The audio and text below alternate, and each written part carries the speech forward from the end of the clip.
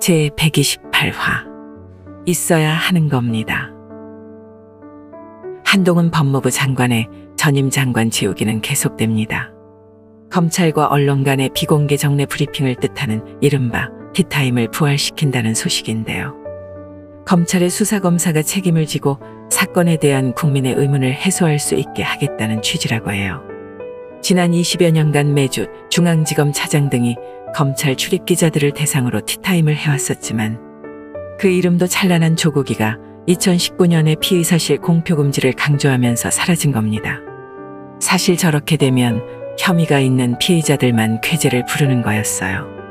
티타임 폐지 이후 전문 공보관 혼자 언론을 대응하게 된 상황을 그대로 둔다면 수사 당사자가 아닌 공보관이 수사 과정에서의 핵심과 사실 관계에 대해 완전히 이해할 수 없으며 그로 인해 언론의 오보 아닌 오보가 나는 소위 배달 사고가 날 수 있으니 말이죠.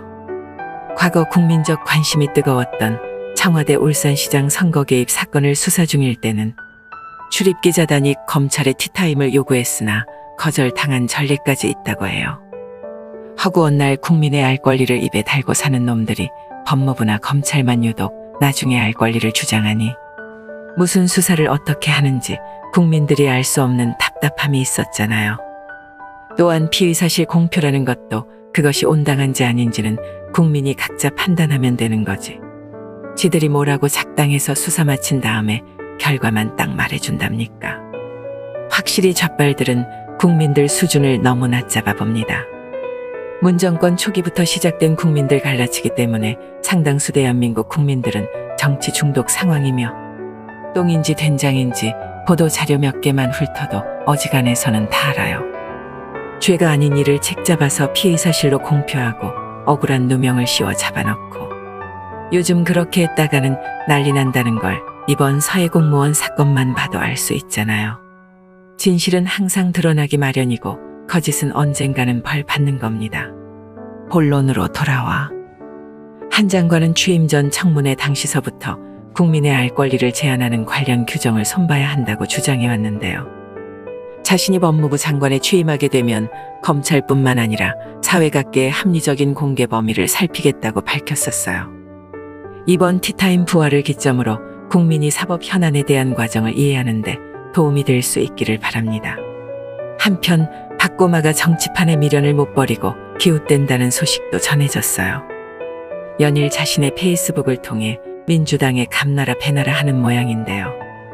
최3M의 징계에 대해서는 늦었지만 다행이고 환영하지만 아쉽다며 여의도 문법도 제법 익힌 듯해요. 한마디로 6개월 자격 정지는 솜방망이 쳐버리고 최3M을 옹호하는 철험의 같은 팬덤 정치는 해체되어야 한다는 말입니다. 팬덤 정치 외엔 지지 기반이 초라한 개양아치가 저 아이를 민주당 위원장직에 스스로 꽂았다는 것이 참 슬픈 모순점이군요. 남국이와 고숨결은 박고마의 이런 발언에 득달같이 달려들어 팬덤에 취한 것은 본인이다. 본인의 위치는 아무것도 아니다 등의 발언을 쏟아냈는데요. 양측 주장을 살펴보면 누가 옳은 소리를 하는지 우리는 다 알고 있죠. 그럼에도 불구하고 저는 개인적으로 박고마가 더 이상 정치판에 엮이지 않기를 바랍니다. 예전부터 말씀드려왔지만 우리 사회의 청년 정치라는 것이 얼마나 허상입니까?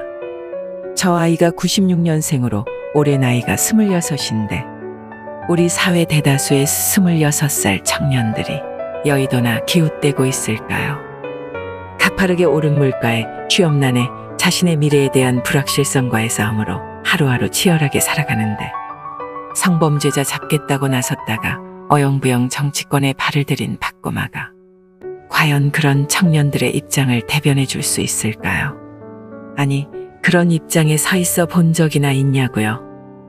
이 아이의 고집이 민주당에 통하는 날이 온다면 분명 좌빨들도 어느 정도 물갈이가 될 수는 있겠고 우파인 저로서도 그런 과정을 환영할 수는 있겠지만 누군가를 지켜본 적도 책임져 본 적도 없는 청년들을 팔아서 하는 정치는 근본적으로 반대할 수밖에 없습니다. 좌파 여러분, 가슴 절절히 사랑해본 사람만이 진정한 사랑의 의미를 알고 날카로운 상처를 가진 사람만이 타인의 아픔을 만질 줄 아는 법입니다. 경험이라는 건 세상 살아가면서 가장 소중한 자산이라고 해도 과언이 아니에요. 경험이 없으면 실패할 확률이 높기 때문이죠. 경험도 없으면서 하물며 본인의 인생이 아닌 다른 사람의 인생까지 좌우하는 정치판에 26은 턱없이 부족한 나이입니다. 정치인은 이제 막 태어날 아기도 책임져야 하지만 국민의 인생 끝자락도 책임져야 하며 문재인을 경험한 절망의 청년층도 챙겨야 하지만 전쟁을 경험한 노년층도 챙겨야 하니까요. 충분히 늙지도 않았고 전쟁이 뭔지도 모르는 철딱서니를 당의 쇄신을 위해 세우는 것이 그래서 안 되는 겁니다. 그래서 나이가 좀 있어야 하는 겁니다.